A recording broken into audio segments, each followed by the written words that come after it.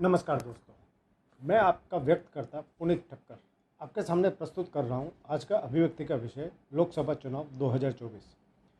पिछले सप्ताह भारतीय निर्वाचन आयोग द्वारा 2024 के लोकसभा चुनाव की तारीखों की औपचारिक घोषणा कर दी गई। चुनाव का बिगुल बज चुका है।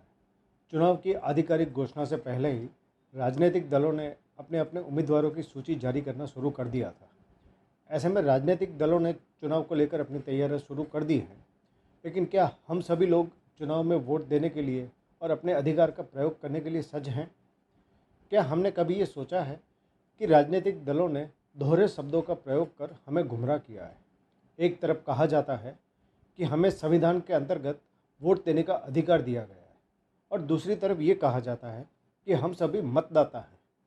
क्या अधिकार और दान, इन दो शब्दों का कोई मेल है? लेकिन यह राजनीतिक दलों और नेताओं को लोगों को बेवकूफ़ बनाने का एक तरीका है और हम सभी नेताओं की इन बातों से मूर्ख बन जाते हैं। ये नेता हमारे मतदान से ही चुनाव जीतते हैं, ऐसा सोच के हम आंख बंद करके मतदान करते रहते हैं। हम जिस उम्मीदवार को वोट दे के नगरपालिका, महानगरपालिका, विधानसभा या संसद में भेजते हैं, अगर वह अपने निर्वाचन क्षेत्र के लिए काम नहीं करता है तो हम उसका विरोध क्यों नहीं करते? हम अप्रभावी नेता को क्यों बर्दाश्त करें? यदि हमें मत देने का अधिकार है तो काम न करने वाले प्रतिनिधि को वापस बुलाने का अधिकार क्यों नहीं? क्यों हम किसी लालच और प्रलोभन के वशीभूत होकर अपना मताधिकार गंवा देते हैं? अब हमें जागरूक होने की ज़रूरत है।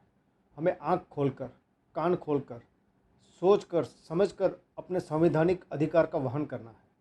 चुनाव की तारीखों को ध्यान में रखते हुए अगर किसी भी पक्ष द्वारा घोषित उम्मीदवार उपयुक्त नहीं है तो हमें पहले से ही आवाज़ उठानी चाहिए। और हाँ, नोटा के भरोसे पे तो रहना ही मत।